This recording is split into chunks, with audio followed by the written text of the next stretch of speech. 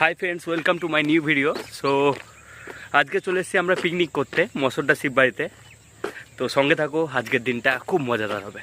এখন বাজে সকাল 8টা। সকাল সকালই বেরিয়ে পড়েছি পিকনিকের উদ্দেশ্যে। অনেক রিকোয়েস্টের পরে স্যার অবশেষে রাজি হয়েছে পিকনিকে নিয়ে আসতে। আমরা চলে এসেছি মসরডা শিব বাড়িতে পিকনিক করতে।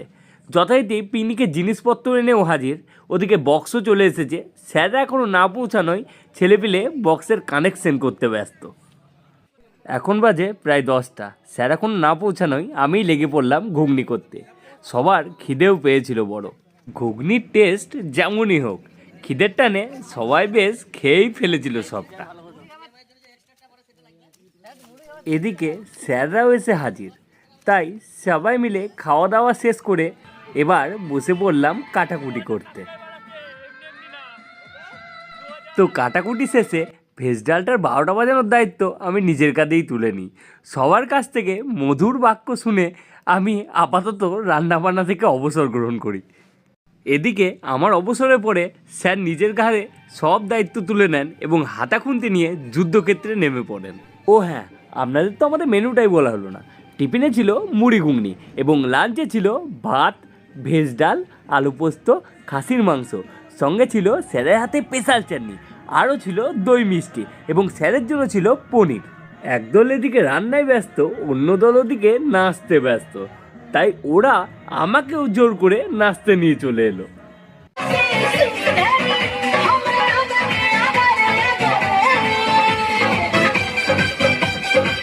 নাচার ইচ্ছা না থাকলেও চাপে পড়ে জোর করে কিভাবে নাচতে হয় সেটা আমার ড্যান্সের স্টেপ দেখলেই ভালো করে বুঝতে পারবে।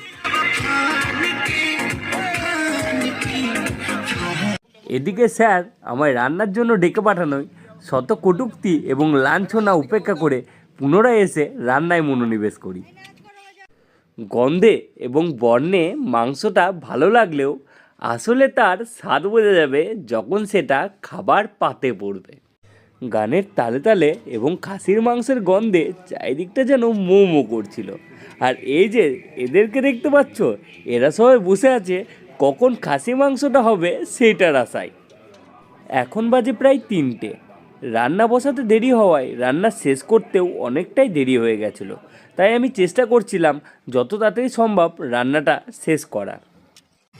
রান্না হতে দেরি হওয়ায় স্যারও চলে যায় সবার সঙ্গে একটু নাচতে।